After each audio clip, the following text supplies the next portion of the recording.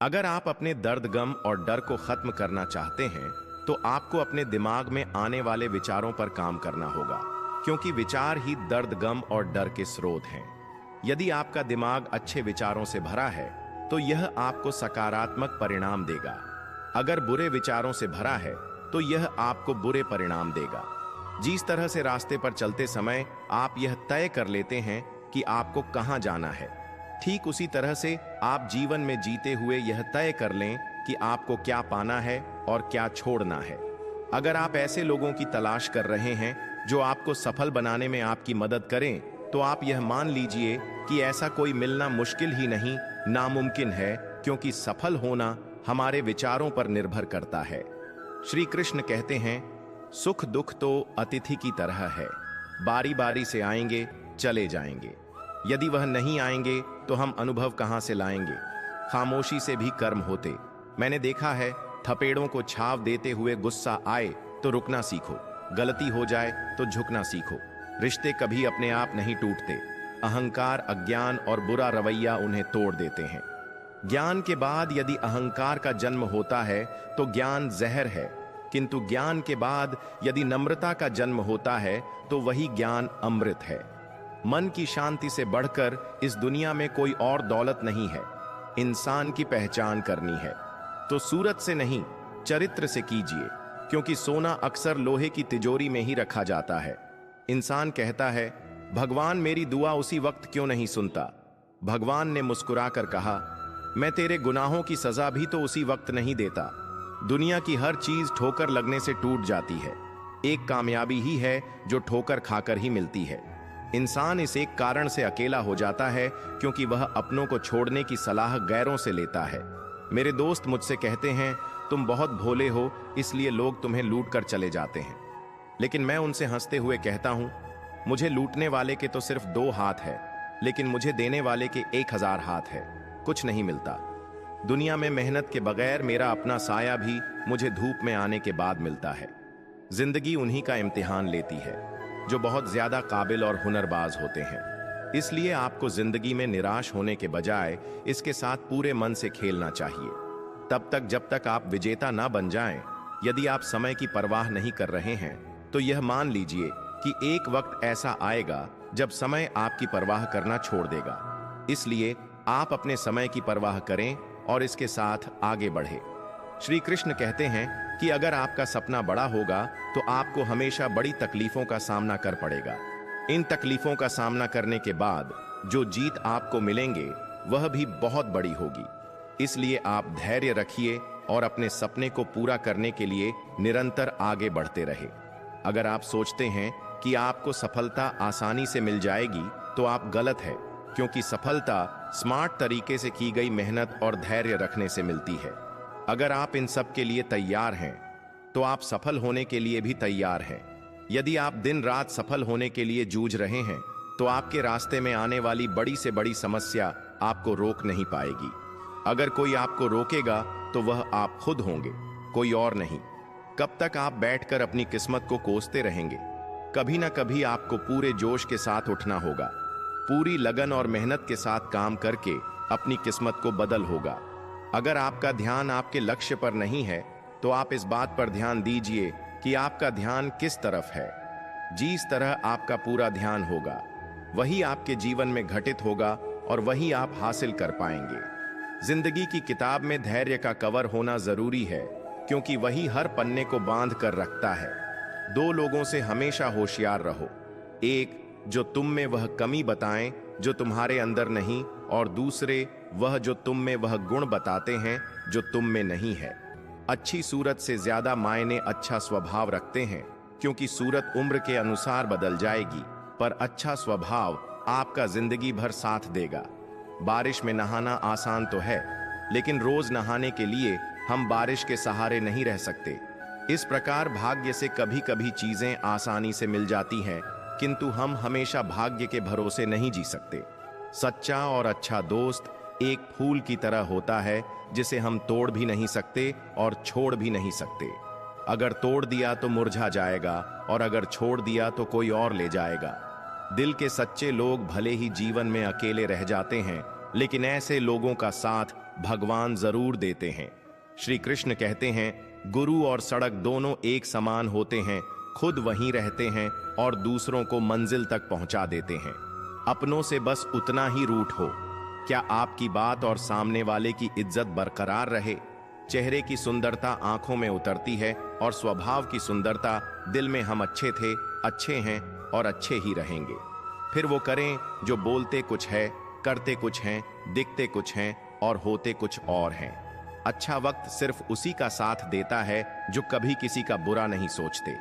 किसी को इतना भी हक मत दो कि वह फैसला करें कि कब हंसना आपको है और कब आपको रोना है। अपने वह नहीं होते जो तस्वीर में साथ खड़े होते हैं, अपने तो वह होते हैं जो तकलीफ में साथ खड़े होते हैं। श्री कृष्ण कहते हैं कि किसी काम को करने का मन आप में तभी आएगा जब वह काम करेंगे जिसे करने के लिए आपका दिल करे, जिसमें आपका मन लगे और जिसे करने से आपको सुकून मिले। अगर आप वह काम नहीं कर रहे हैं जिसे करने के लिए आप इस धरती पर आए हैं, तो आप एक दिन निराश होकर अपने काम से हार मान लेंगे। इसलिए आप वह काम करिए जिसे करना आपके जीवन का लक्ष्य है, और उसे बिना किए आपके जीवन का कोई अर्थ नहीं है। यदि आप में किसी को देखकर काम करने का जुनून आता है, तो यह जुनून लंबे समय तक नहीं चलता है, क्योंकि अगर सामने वाला निराश हुआ तो समझो आप भी निराश होने से बच नहीं पाएंगे। इसलिए आप किसी और को देखकर नहीं, बल्कि खुद को अंदर से समझकर आगे बढ़े, जीत आपको जरूर मिलेंगे।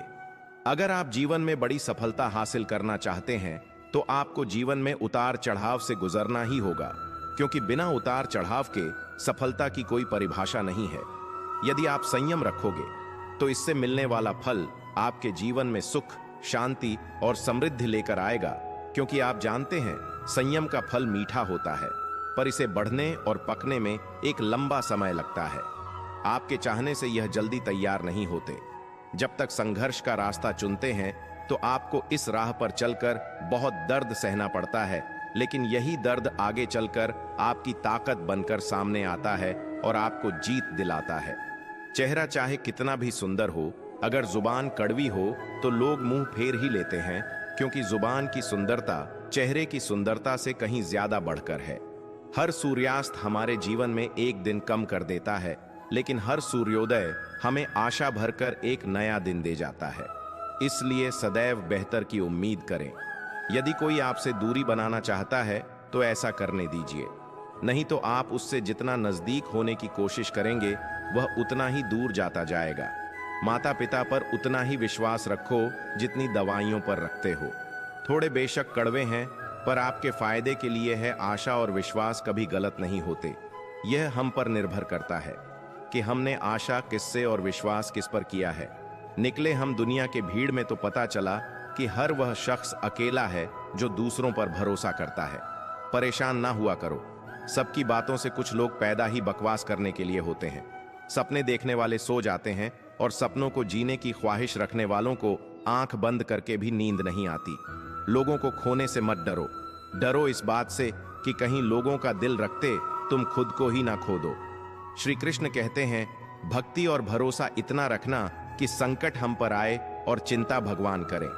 अपनी गलती को तुरंत स्वीकार कर लेना और दूसरों की गलतियों को नजरअंदाज कर देना, यही सकारात्मक सोच की दिशा में पहला कदम है। शस्त्र केवल शरीर को घायल कर सकते हैं, किंतु शब्द आत्मा को भी घायल कर देते हैं। कोशिश करें अच्छा बोले, अच्छा सुने और अच्छा व्यवहार करें। अच्छी नसीहत का असर आजकल इसलिए नहीं होता क्योंकि लिखने वाले और पढ़ने वाले दोनों ही यह समझते हैं कि यह तो दूसरे के लिए है। मुझे पागलों से दोस्ती करना पसंद है, क्योंकि मुसीबतों में कोई समझदार काम नहीं आता। मिट्टी के घरों में लोग खड़े होते हैं, औकात में भले ही छोटे मगर इंसानियत में बड़े होते हैं। जरूरी नहीं कि जिनमें सांस नहीं वह मुर्दा है, जिनमें इंसानियत नहीं वह कौन सा जिंदा है। जिंदगी गुजारने के दो तरीके हैं, जो पसंद है उसे हासिल करो, या फिर जो हासिल है उसे पसंद कर लो। दो लोगों को जिंदगी में कभी नहीं भूलना चाहिए, एक जिसने तकलीफ दी हो और दूसरे वह जिन्होंने तकलीफ में साथ दिया हो। रंग में भी इतने रंग कहां जीतने रंग बदलते हैं। आजकल के इंसान संस्कार किसी विश्वविद्यालय में नहीं मिलते, घर के माहौल में ही मिलते हैं। अकेले कमाते हैं और पूरा घर खाता है तो घमंड मत करना। ऊपर वाले को धन्यवाद करना कि इस भले काम के लिए भगवान ने आपको चुना है। दिल में हो जज्बा कुछ कर दिखाने का तो जलते दिए को भी आंधियों का डर नहीं होता। जो दिखता नहीं है वह बुनियाद होती है। वह चाहे ईश्वर हो, संस्कार हो या विचार हो। कभी सोचा है पानी से जुदा होकर मछलियां क्यों मर जाती हैं? क्योंकि उन्हें नहीं मालूम था कि किसी की नजदीकियां पहले आदत, फिर जरूरत, फिर जिंदगी बन जाती है। भाषाओं का अनुवाद हो सकता है, भावनाओं का नहीं। कभी कभी कदर और एहसास के लिए जरूरी है कि कुछ वक्त उससे दूर रहा जाए। याद रखना, अक्सर वही लोग हम पर उंगली उठाते हैं जिनको हमें छूने की औकात ना हो। आजकल दुनिया में इंसान की कीमत उसके चले जाने के बाद पता चलती है। जब कोई व्यक्ति अपनी समस्याओं को आपके सम्मुख रखता है तब वह आप पर ईश्वर के जैसा संपूर्ण विश्वास रखता है। किसी महान लक्ष्य को हासिल करने के लिए संघर्ष के रास्ते पर आपको अकेले ही चलना पड़ता है, और जब आप लक्ष्य हासिल कर लेते हैं तो लोग आपका अनुसरण करना शुरू कर देते हैं। लोग आपके पीछे चलना शुरू कर देते हैं। किस्मत का दूसरा नाम लगन है।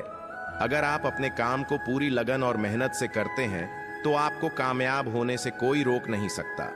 यदि आप में मेहनत करने की लगन नहीं है तो आपको कदम कदम पर रुकावट नजर आएगी। अगर आपको किसी ने छोड़ दिया है तो आप इस गम में अपना दिन और रात मत गुजार देना। गम को भूलकर आगे बढ़िए और खुद को इतना बड़ा बनाइए कि आपको छोड़ने वाला आपकी एक झलक पाने के लिए तरस जाए। अगर आप बिना कोई प्रयास किए यह सोचते हैं कि आपका वक्त आज नहीं तो कल बदलेगा, तो आप यह लिख लीजिए कि आप मरने के आखिरी पड़ाव पर आ जाएंगे। पर आपका समय नहीं बदलेगा। समय सिर्फ उनका बदलता है जो सिर्फ मेहनत करने पर विश्वास रखते हैं। ईश्वर ने आपको अंदर से लेकर बाहर तक कुछ इस तरह से बनाया है कि अगर आप खुद का सही तरह से इस्तेमाल करना शुरू कर दें तो आप वह बन सकते हैं जो आप बनना चाहते हैं, और वह हासिल कर सकते हैं जो आप करना चाहते। जब आप जिम्मेदारियों से बोझ को अपना कर्तव्य समझकर खुशी खुशी उठाते हैं तो जिम्मेदारियां आपको कुशल और ताकतवर बनाती हैं, और अगर इन्हें आप मजबूरी में नाखुश होकर उठाते हैं तो आप इन्हीं जिम्मेदारियों के बोझ में दबकर खत्म हो जाते हैं। श्री कृष्ण कहते हैं कि आपका मन जितना तेज दौड़ेगा, आपके सफल होने की गति उतनी ही धीमी हो जाएगी। इसलिए आप मेरी मानिए, अपने मन को नियंत्रित करिए। एक समय की बात है, एक राज्य में एक पराक्रमी राजा का शासन था। उसकी कोई संतान नहीं थी। ढलती उम्र के कारण राज्य के भावी उत्तराधिकारी को लेकर वह अत्यंत चिंतित था। अनेक वैद्य को दिखाने के बाद भी वह संतान सुख से वंचित ही रहा। अंततः उसने राज्य के ही किसी योग्य नवयुवक को राज्य की बागडोर सौंप देने का निश्चय किया। भावी उत्तराधिकारी के चयन हेतु उसने योग्यता परीक्षण का आयोजन किया। इस हेतु एक शानदार महल का निर्माण करवाया गया। महल के दरवाजे पर गणित का एक समीकरण अंकित कर पूरे राज्य में घोषणा कर दी गई कि राज्य के सभी नवयुवक महल का दरवाजा खोलने आमंत्रित हैं। जो दरवाजे पर अंकित समीकरण हल कर दरवाजा खोलने में सफल होगा उसे महल उपहार स्वरूप प्रदान किया जाए, और साथ ही राज्य का उत्तराधिकारी भी घोषित कर दिया जाएगा।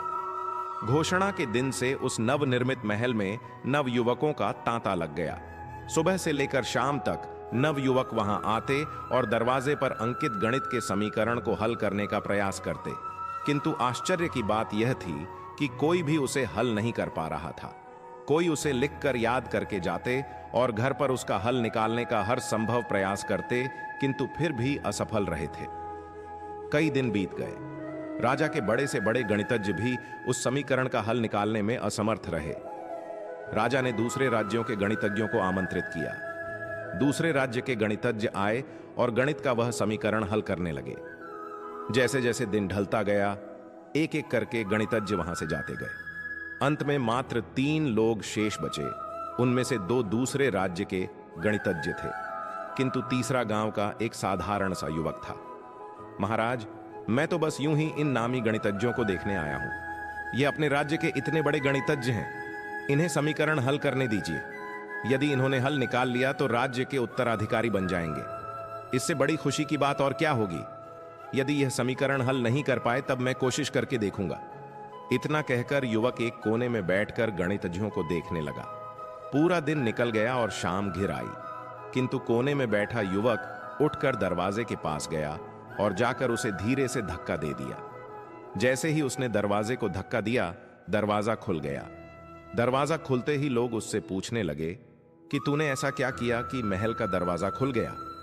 युवक बोला, जब मैं बैठकर सबको गणित का समीकरण हल करते देख रहा था तो मेरे दिमाग में विचार आया कि हो सकता है कि दरवाजा खोलने का कोई समीकरण ही न हो। इसलिए मैं गया और सबसे पहले जाकर दरवाजे को धक्का दे दिया। दरवाजा खुल गया। दरवाजा खुलने का कोई समीकरण था ही नहीं। वहां उपस्थित राजा ने भी सुना और बहुत प्रसन्न हुआ। उस युवक को वह महल भी दे दिया गया और राज्य का भावी उत्तराधिकारी भी घोषित किया। इस कहानी से हमें क्या सीख मिलती है? जिंदगी में हम कई बार ऐसी परिस्थिति में फंस जाते हैं जब हमें लगता है हमारे सामने पहाड़ जैसी समस्या है, जबकि वास्तव में कोई समस्या होती ही नहीं, या होती भी है तो छोटी सी, लेकिन हम उसे बहुत बड़ा बनाकर उसमें उलझे रहते हैं। बाद में उस समस्या का समाधान अपने आप ही निकल जाता है, या फिर थोड़े से प्रयास के बाद तब हमें एहसास होता है कि इतनी सी समस्या के लिए हमने कितना समय बर्बाद कर दिया। समस्या आने पर विचलित ना हो, शांति से सोचिए और फिर समाधान करने का प्रयास कीजिए। श्री कृष्ण कहते हैं कि अगर आप इस धरती पर जन्म ले ही लिए हैं तो फिर जोखिम लेने से क्यों घबरा रहे हैं? आगे बढ़ने को ठान लीजिए। सारी तकलीफें और दर्द आपका मार्गदर्शन करना शुरू कर देंगे, क्योंकि जो कुछ करने को ठान लेता है वह आज नहीं तो कल अपना नाम बना लेता है। यदि आप खुद की कमियों को दूर नहीं कर पा रहे हैं तो आप यह मान लीजिए कि आप जितनी तेजी से आगे बढ़ने का प्रयास करेंगे उतनी ही तेजी से आप नीचे भी गिरेंगे। इसलिए जीवन में आगे बढ़ने से पहले अपनी कमियों पर विजय हासिल करिए, क्योंकि कमियों को हराना भी एक सफलता है। यदि आप जीवन में अंधेरे से बाहर निकलना चाहते हैं तो आपको अपने दिमाग में अच्छे विचारों का दीप जलाना होगा, क्योंकि यही वह तरीका है जिसे अपनाकर आप अपने जीवन को अंधकार से दूर कर सकते हैं। अगर आप चाहते हैं कि आप जीवन में कभी निराश ना हो तो आप अपनी कमजोरी किसी को ना बताइए, क्योंकि लोग उस कमजोर दीवार की ईंट ले जाकर अपने घर बनाएंगे। मतलब कि लोग आपकी कमजोरियों का फायदा उठाएंगे। इसलिए आप अपनी कमजोरी को भूलकर साहस के साथ आगे बढ़े मंजिल जरूर मिलेंगे। अगर आप अपने दिल और दिमाग को मैला करना चाहते हैं तो आप अपने दिल और दिमाग को बुरी यादों और बुरे विचारों से भर लीजिए। लेकिन हां, मैं आपसे यह भी कहूंगा कि बुरी यादें और बुरे विचारों को दिल और दिमाग में बैठाना आसान है, लेकिन इन्हें दोबारा बाहर निकालना आसान नहीं। इसीलिए आप सोच समझकर निर्णय लें ताकि आपका भविष्य सुरक्षित रहे। किसी से प्यार करो तो बेशक करो, बस उम्मीद मत रखो, क्योंकि तकलीफ प्यार करने से नहीं, उम्मीद रखने से होती है। लोगों की निंदा से परेशान होकर अपना रास्ता न बदलना, क्योंकि सफलता शर्म से नहीं, साहस से मिलती है। सलाह के 100 शब्दों से ज्यादा अनुभव की एक ठोकर इंसान को बहुत मजबूत बनाती है। सारे वजन उठाकर देख लिए, दाल रोटी ही सबसे भारी है। धैर्य रखिए, कभी कभी जीवन में कुछ अच्छा पाने के लिए सबसे बुरे दौर से गुजरना पड़ता है। हर इंसान में कोई ना कोई प्रतिभा जरूर होती है, लेकिन लोग अक्सर इसे दूसरी जैसी बनने में नष्ट कर देते हैं। जो बुरा लगे उसे त्याग दो, फिर चाहे वह विचार हो, कर्म हो या मनुष्य। जिंदगी में हम कुछ नया इसलिए भी नहीं कर पाते क्योंकि हमें लगता है कि दूसरे नहीं कर पा रहे तो हम कैसे कर सकते हैं। जिंदगी में कैसा भी मोड़ आए, कभी हिम्मत मत हारना, क्योंकि तुम्हारी हिम्मत ही तुम्हें हर कठिनाई से बाहर निकालेगी। एक बात याद रखना, पूरी दुनिया जीतकर भी अगर अपने माँ बाप का दिल नहीं जीता तो वह हार के समान है। यदि आप सोचते हैं कि आप मेहनत बहुत करते हैं पर आप कहीं पहुंच नहीं पा रहे हैं तो आप सिर्फ एक गलती कर रहे हैं। आप मेहनत बहुत कर रहे हैं पर अपने मन में हार जाने का डर बैठा रखा है, और यह डर आपको जकड़ रखा है। मेरी मानिए, जो मेहनत आप कर रहे हैं उसे पूरी लगन और ईमानदारी से करते हुए अपने आप पर विश्वास रखें और हार के बारे में ना सोचकर सिर्फ जीतने के बारे में सोचें। जिंदगी में आने वाली समस्याओं से हार कर पीछे हटना आपके लिए बहुत आसान है, पर शायद आप यह नहीं जानते कि आप जिन समस्याओं से हार कर पीछे हट रहे हैं वह समस्याएं नहीं, ऊपर वाले की परीक्षा है। अगर आप इस परीक्षा में पास हो जाते हैं तो आपका जीवन सुख, शांति और समृद्धि से भर जाएगा। कुछ लोग सपने सोकर देखते हैं तो कुछ लोग जागते हुए देखते हैं। जो सोकर सपना देखा उसे आज तक कुछ नहीं मिला, पर जो जागते हुए सपना देखा और अपने सपने को सच करने में पूरी रात लगा दी, किस्मत ने उसकी पूरी जिंदगी बदल दी। खुद पर भरोसा रखो। जो आदमी पूरी लगन और मेहनत से काम किया है वही देर सवेर इस दुनिया में अपना नाम किया है। अगर आप भी नाम कमाना चाहते हैं तो आप भी आज से दौड़ लगाना शुरू कर दीजिए। मतलब खुद पर भरोसा रखकर पूरी लगन और मेहनत के साथ अपने काम को अंजाम दीजिए। समय बताने वाले बहुत हैं, पर समय पर काम आने वाले बहुत कम। अपनी किस्मत को दोष कभी मत देना। आप इंसान बनकर पैदा हुए हो, यह किस्मत नहीं तो और क्या है। काश लोग समझ जाएं कि रिश्ते एक दूसरे का ख्याल रखने के लिए बनाए जाते हैं, एक दूसरे का इस्तेमाल करने के लिए नहीं। जो कदर नहीं करते उनके लिए लोग रोते हैं, और जो हर किसी की कदर करते हैं उन्हें लोग अक्सर रुलाते हैं। ये दुनिया वाले भी अजीब है। दुनिया तो आपके राह में पत्थर फेंकेगी, लेकिन यह आपके ऊपर निर्भर करता है कि आप इस पत्थर को कैसे इस्तेमाल करते हो। दूसरों पर वहीं पत्थर फेंक कर या अपनी कामयाबी का पुल बनाकर जिंदगी में कभी भी निराश मत होना। क्या पता कल वह दिन हो जिसका तुम्हें बेसब्री से इंतजार था। किसी को कभी दुख मत देना, क्योंकि दी हुई चीज एक दिन 1000 गुना होकर लौटती है। वक्त के साथ सब कुछ बदल जाता है, लोग भी, रास्ते भी, एहसास भी, और कभी कभी हम खुद भी हर कोई हुई चीज ढूंढने पर मिल सकती है। विश्वास एक बार खो जाए तो क्या दोबारा मिलेगा। कैलेंडर हमेशा तारीख बदलता रहता है, पर एक दिन ऐसी भी तारीख आती है जो कैलेंडर को ही बदल देती है। इसलिए सब्र रखिए। वक्त हर किसी का आता है, बस मेहनत करते रहिए। हम तो मजाक में भी किसी को दर्द देने से डरते हैं। ना जाने लोग कैसे सोच समझकर दिलों से खेल जाते हैं। जिंदगी आखिरकार रुला ही देती है, फिर चाहे हम माँ बाप के कितने ही लाडले क्यों ना हो। यदि आप जिंदगी में अकेले रह गए हैं तो इस बात का अफसोस मत कीजिए कि आप अकेले हैं, बल्कि इस बात पर खुशी मनाइए कि अब आपका पूरा वक्त आपके काम को मिलेगा। और याद रखिए कि काम से बड़ा कोई अपना नहीं, काम से बड़ा कोई दोस्त नहीं। हार को हार की तरह मत देखिए, इसे एक और सीखने के मौके की तरह देखिए, क्योंकि हर एक हार में सीखने की अपार संभावना होती है। और अब आपको कई बार हार के बाद सफलता मिलती है। वह पहली बार में ही मिलने वाली सफलता से कई गुना ज्यादा शानदार होती है।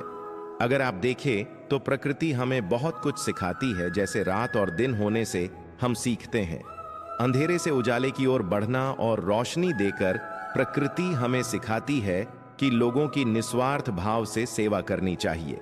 मधुबन गांव में सुमन नाम की एक लड़की रहती थी, जिसकी उम्र मात्र 12 साल थी। वह कभी स्कूल नहीं गई, फिर भी वह सब कुछ ऐसे करने का सपना देखती थी जिससे कि वह पूरी दुनिया में मशहूर हो जाए। सुमन के गांव वाले हमेशा उसे पगली कहते थे, क्योंकि वह कभी स्कूल नहीं गई। फिर भी वह जिंदगी में कुछ बड़ा करने का सपना देखती थी। गांव वाले सुमन के पिताजी पर इस बात को लेकर दबाव बनाते थे कि सुमन पढ़ी लिखी नहीं है, इसलिए जल्द से जल्द उसकी शादी कर दो, वरना आगे चलकर बहुत मुश्किल होगी। सुमन के पिताजी गांव वालों की बात से पूरी तरह से सहमत थे, पर सुमन सहमत नहीं थी। उसे तो शादी नहीं बल्कि पूरी दुनिया में नाम कमाना था। कुछ ऐसा करना था जिससे उस पर लोगों को बेटी होने पर गर्व हो। सुमन के लिए यह सब कुछ करना आसान नहीं था। गांव वाले इस बात से बेखबर थे कि वाकई सुमन करना क्या चाहती है।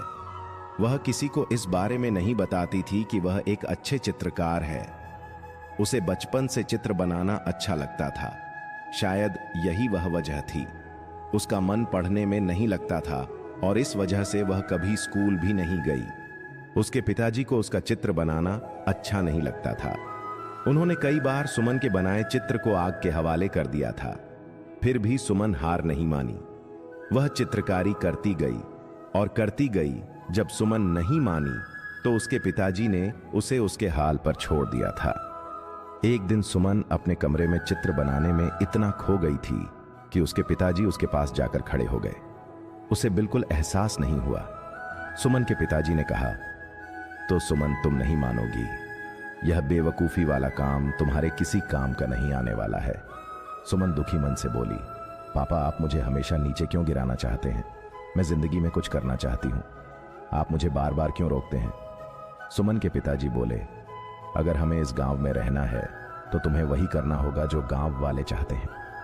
सुमन दृढ़ संकल्प से बोली, कभी नहीं, मैं जो चाहती हूं वही करूंगी, चाहे जो हो जाए।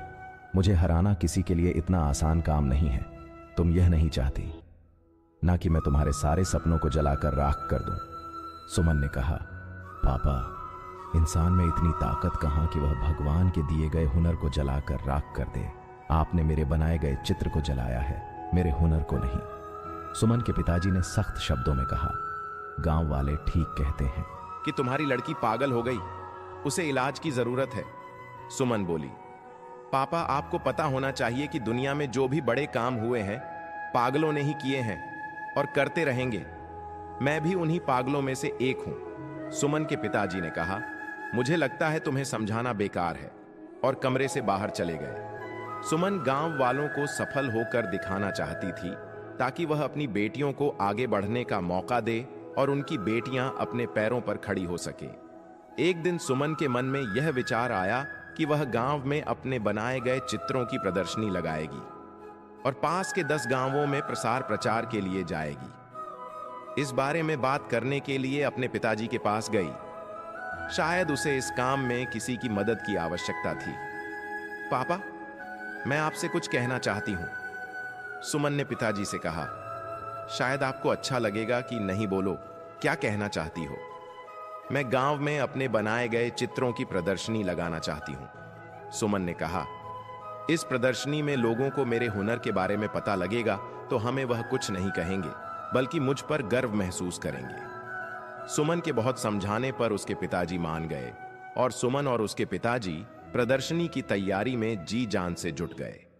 सुमन के पिताजी अपने खास दोस्तों के पास के 10 गांवों में प्रदर्शनी के प्रचार प्रसार के लिए गए और उन्होंने घर घर जाकर प्रसार प्रचार किया। सुमन खुशी थी कि उसकी प्रदर्शनी देखने के लिए 10 गांव से लोग आने वाले थे।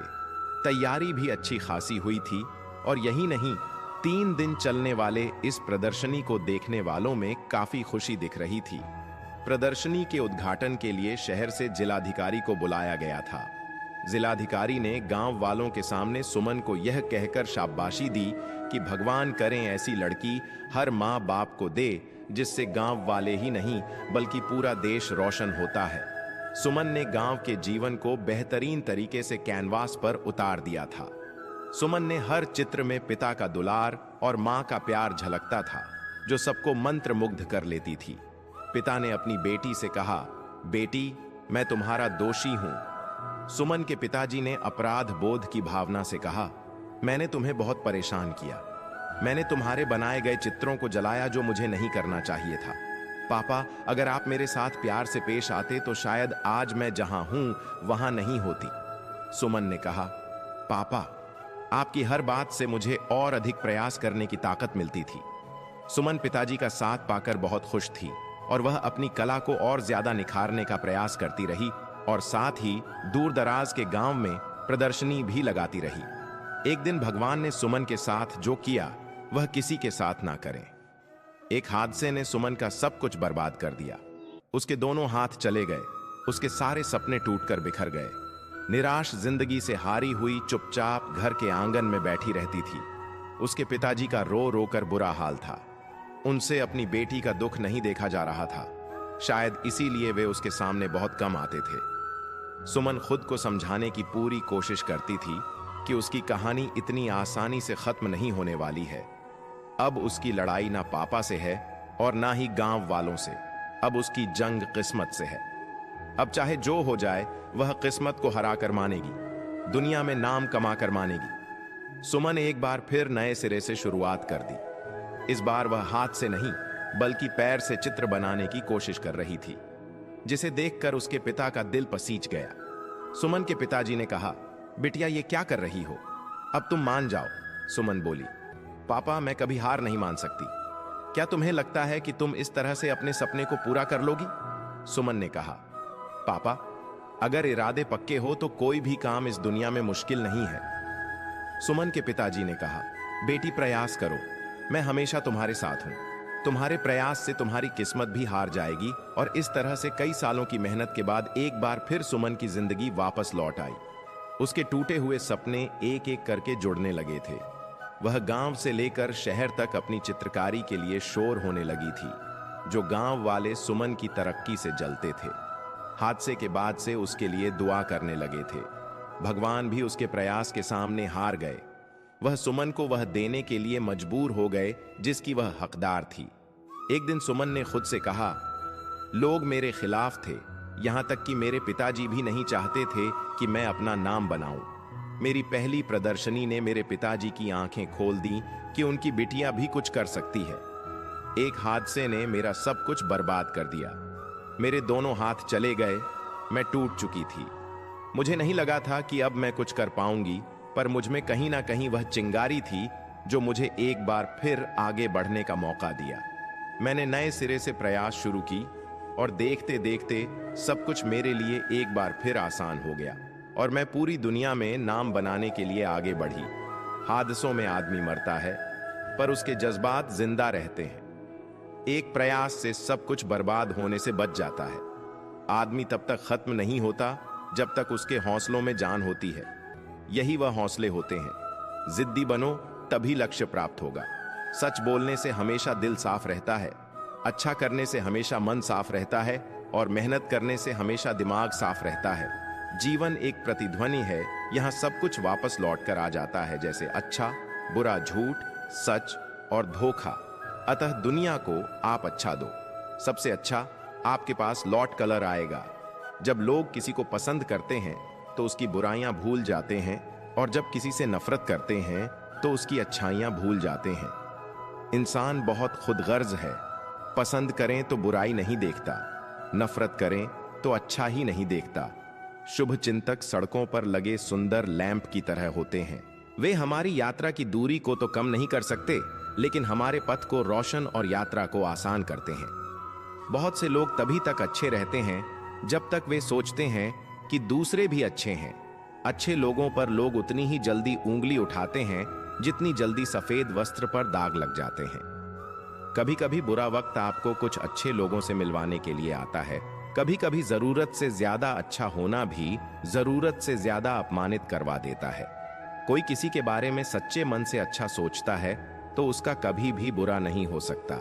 इसलिए सदा अच्छा सोचो, अच्छा करो और अच्छे रहो। केवल पैसों से आदमी धनवान नहीं होता। असली धनवान वह है जिसके पास अच्छी सोच, अच्छे दोस्त और अच्छे विचार का योग है। जिंदगी में अच्छे लोगों की तलाश करते करते खुद भी और अच्छे बन जाओ, जिससे आपसे मिलकर शायद किसी की तलाश पूरी हो जाए। हम जब किसी का अच्छा कर रहे होते हैं तब हमारे लिए भी कहीं कुछ अच्छा हो रहा होता है।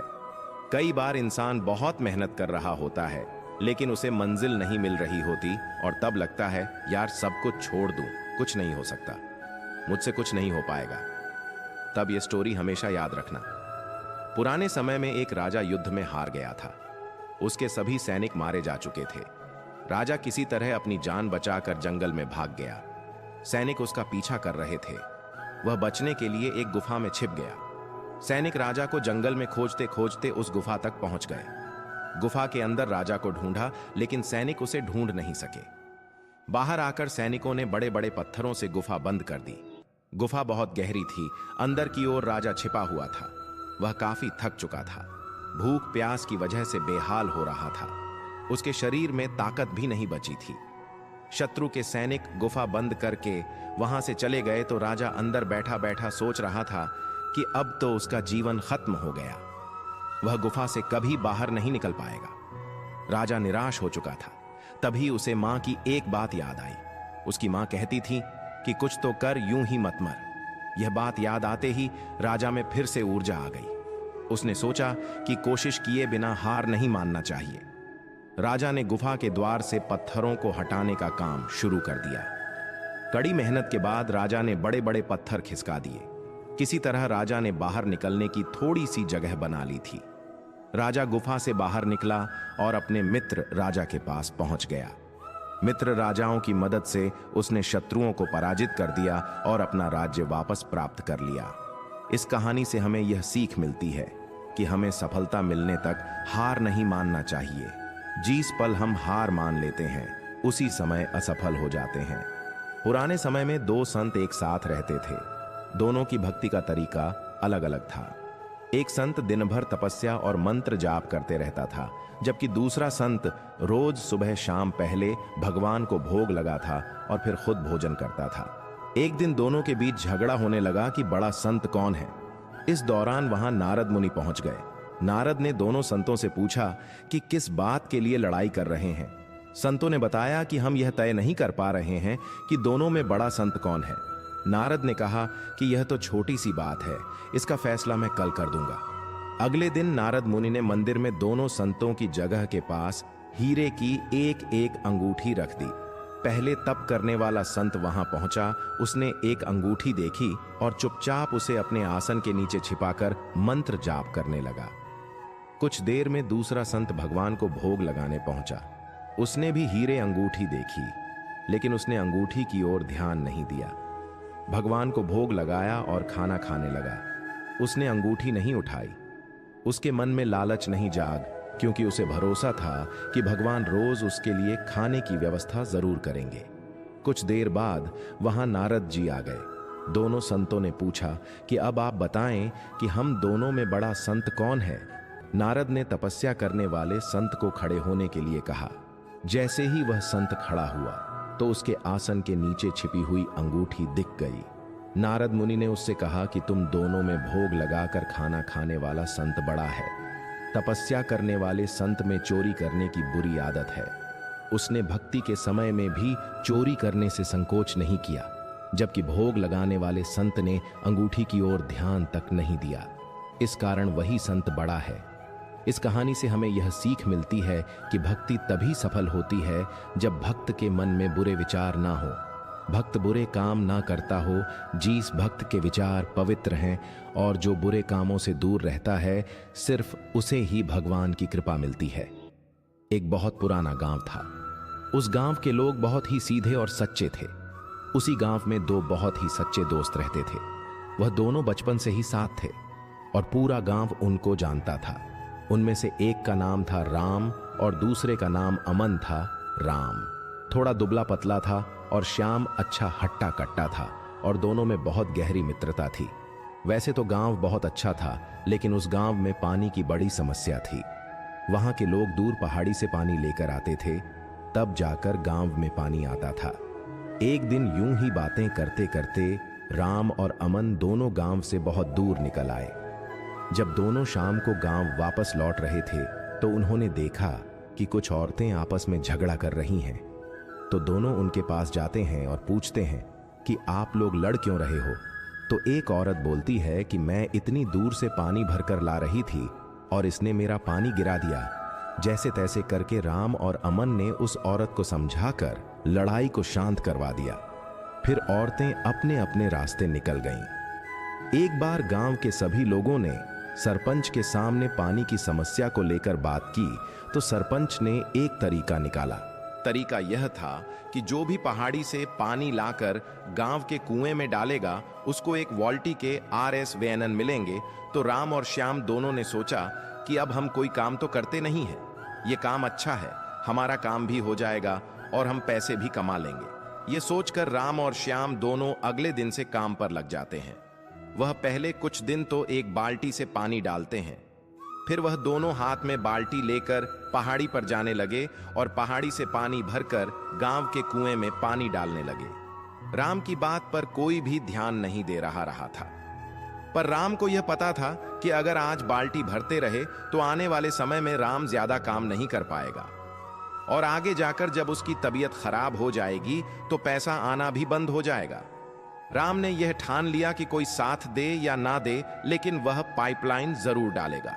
उसने दिमाग लगाया कि दिन दिन में वह बाल्टी से कुएं में पानी डालेगा और उससे जो पैसा आएगा उससे वह अपना खर्चा चलाएगा और साथ में पाइपलाइन भी डालेगा। फिर क्या होता है, राम अपने काम में लग जाता है। वह दिन में तो बाल्टी से कुएं को भरता और रात को पहाड़ी से पाइपलाइन डालने के लिए खुदाई करना शुरू कर देता है।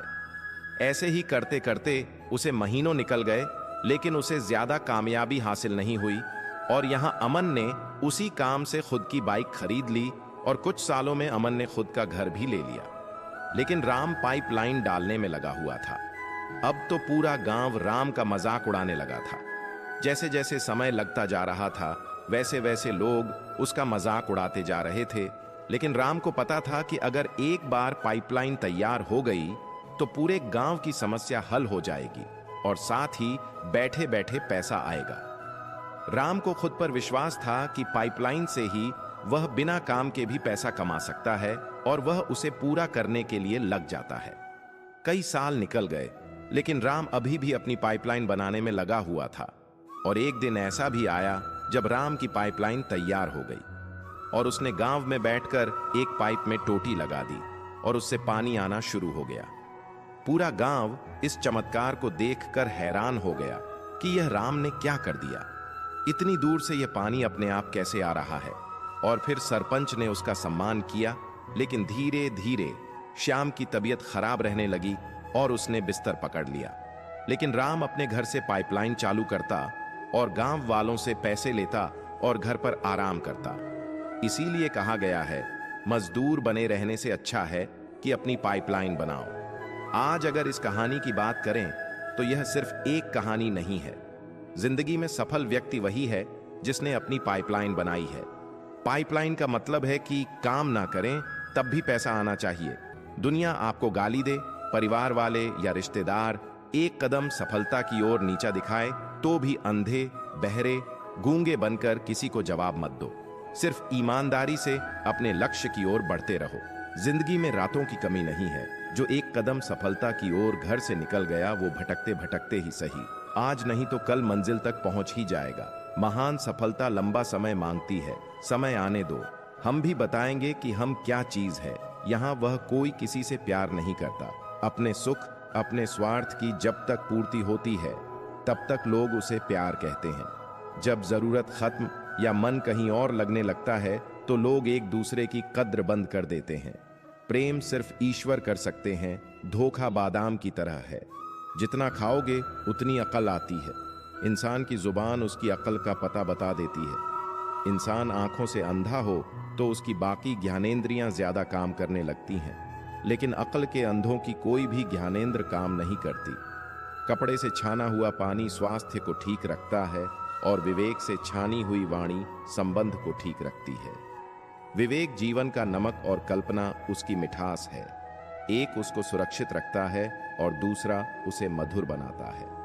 विवेकशील व्यक्ति कीचड़ में पड़े रत्न को भी ग्रहण कर लेते हैं। विवेकशील इंसान वे नहीं जो बीते हुए कल की अपनी उपलब्धियों पर अभिमान करते हैं, अपितु वे हैं जो आने वाले कल की अपनी जिम्मेदारियों के प्रति प्रतिबद्ध है। गुणों के सहारे ही व्यक्ति सफल हो पाता है, मगर विनय और विवेक साथ हो तो शिखर छू जाता है। आंख के अंधे को दुनिया नहीं दिखती, काम के अंधे को विवेक नहीं दिखता, मद के अंधे को अपने से श्रेष्ठ नहीं दिखता और स्वार्थी को कहीं भी दोष नहीं दिखता। आत्मा के लिए विवेक उतना ही महत्वपूर्ण है जितना शरीर के लिए स्वास्थ्य सराहना दिल से, हस्तक्षेप दिमाग से और समीक्षा विवेक से करने में ही समझदारी है। अन्यथा मौन ही उत्तम है। इस वक्त कोई नहीं जानता कि आप कौन हैं और यह अच्छी बात गुमनाम रहना सबसे बेहतरीन स्थिति में रहना है। इस बात पर खुश हो कि आप छाया में हैं। इस समय का इस्तेमाल गलतियां करने में करें जिनके बारे में पूरे संसार को पता नहीं चल पाएगा। सुधार करते रहे, काम करते रहे, नए विचारों का परीक्षण करते रहे, नई चीजें करते रहे।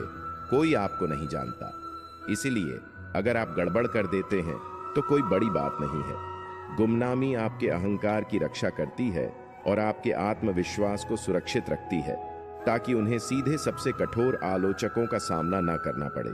क्या आप चाहेंगे कि जब आप कोई चीज पहली बार करें तो पूरा संसार आपको देखे? अगर आपने कभी भाषण नहीं दिया है तो आप क्या चाहेंगे? तो 1000 लोगों के सामने अपना पहला भाषण देना या 10 लोगों के सामने भाषण देना? आप नहीं चाहते कि हर कोई आपको अपना व्यवसाय शुरू करता देखे। बिना किसी को बताए पैसे कमाओ, बिना किसी को बताए पार्टनर ढूंढो, बिना किसी को बताए खुश रहो, बिना किसी को बताए हमेशा सीखते रहो, रगड़ कर मेहनत करो, सक्सेस को इमेजिन करो, गलतियों से सीखो, ईमानदारी से काम करो, दूसरों की कॉपी न करो। अपनी जिंदगी से अंधेरा मिटाना है। तो कदम भी खुद के ही उठाने पड़ेंगे। अगर नाम खुद का बनाना है तो अंदाज भी सबसे अलग दिखाना पड़ेगा। कभी सोचने से नहीं मिल जाता, कुछ भी थोड़े से पंख तो अपने हौसले के भी खोलने पड़ेंगे। बिना मेहनत के कुछ नहीं मिलता यहाँ। किसी को थोड़ी हिम्मत, थोड़ी मेहनत तो खुद ही आजमानी पड़ेगी। दुनिया में ध्यान लगाना नहीं, ध्यान हटाने की कल अध्यात्म है। इंसान के मन की एक खास प्रवृत्ति है कि उसे जहां भी थोड़ा रस या आनंद मिलता है वही रम जाता है। वह चाहे स्त्री हो, चाहे पैसा हो, चाहे नशा हो या धर्म हो या समाज हो, वह उसी को पकड़कर बैठ जाता है। और उसकी पकड़ जितनी मजबूत होती जाती है वह उतना ही उसमें उलझता जाता है। और इसी उलझन को सुलझाने का नाम है मौन। किसी ने संत से पूछा, आपने लक्ष्य कैसे हासिल किया? संत बोले, मैंने हर वह चीज कुर्बान की जो लक्ष्य के बीच आ रही थी। अपने शरीर तक को मैं नष्ट करने को तैयार हो गया था। बिना लक्ष्य की प्राप्ति किए मुझे अपना जीवन भी स्वीकार नहीं था। जिद्दी बनो, तभी लक्ष्य प्राप्त होगा, जिससे सपनों को पहचान मिलती है। तो दोस्तों, ये वीडियो आपको बहुत अच्छी लगी होगी और आपने इससे बहुत कुछ सीखा होगा। तो मिलते हैं अगले वीडियो में। जय श्री राधे कृष्णा।